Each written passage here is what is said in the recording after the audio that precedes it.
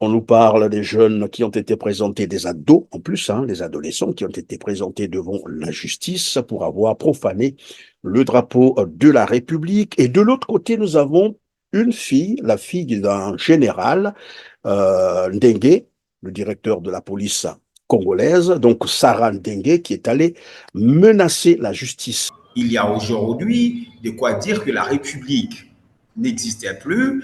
Le peuple, en appui des démocrates, doivent impérativement le sauver. Jean-François Ndengue, commandant de force de police, a réalisé une rébellion contre notre pays. Une rébellion, c'est-à-dire? Il a utilisé le personnel de l'État, les armes de l'État, les véhicules de l'État et les finances de l'État, parce que l'essence, le carburant, c'est payant, pour s'attaquer à la justice.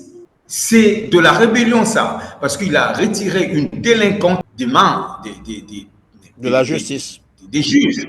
Des juges qui avaient engagé des procédures pour faire respecter le Congo. C'est un coup d'État, ça. Et plus grave, c'est avec les moyens de l'État, le personnel de l'État. Un commando constitué de plusieurs policiers, armés jusqu'aux dents, ont débarqué à la justice et ont humilié les gendarmes et les juges. C'est de la rébellion. Est-ce que vous pensez, parce que quelqu'un m'a dit finalement, ces enfants sont, c'est vrai qu'ils ont commis, hein, c'est un acte répréhensible, mais est-ce que vous ne pensez pas que ce soit là, ces enfants-là soient finalement des victimes d'un système, c'est-à-dire un système qui a manqué ou qui a échoué dans sa politique d'éducation, par exemple, ou scolaire? Vous avez raison de le dire, qu'ils sont victimes d'un système politique, d'un régime politique très irresponsable. Vous avez raison de le dire. Pourquoi? Parce que l'instruction civique morale a été retirée pour des raisons que nous ignorons jusqu'aujourd'hui du programme scolaire congolais. Ça, c'est extrêmement grave, c'est un crime. Que ces autorités-là, qui aujourd'hui se permettent d'organiser tout un procès contre ces enfants, viennent nous dire tout d'abord pourquoi elles se sont permises de retirer du programme scolaire congolais l'instruction civique et morale.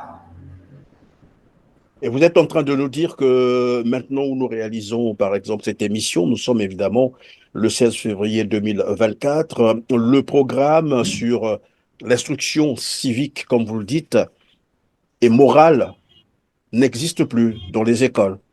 Hormis du fait que l'école aujourd'hui s'est transformée en lieu de prostitution et d'extrême violence, ben, l'instruction civique, nous passons en direct, je suis au Congo, hein, je ne suis pas à l'extérieur.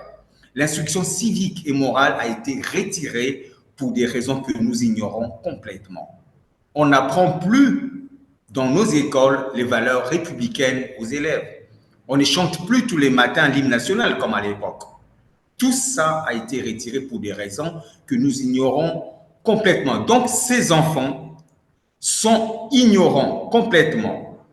Ils ne connaissent pas les valeurs qui sont concentrées dans le drapeau du Congo, vert, jaune, rouge. Ils ne connaissent pas ce que ça veut dire. Donc vous êtes en Ils train de connaissent. dire que ces enfants, en fait, ne connaissent même pas la portée de ces symboles, ce que cela veut dire. Ils n'ont jamais appris cela à l'école, c'est cela. On a l'heure. Oui, oui, oui. Nous disons bien que l'instruction civique et morale a été retirée. Comment ils connaîtront les valeurs autour de ce drapeau?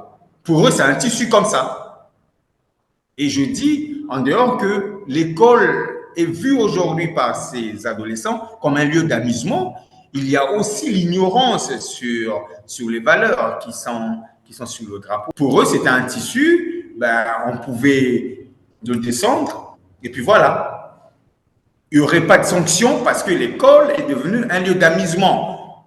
Pire, de prostitution et d'extrême violence. D'extrême violence.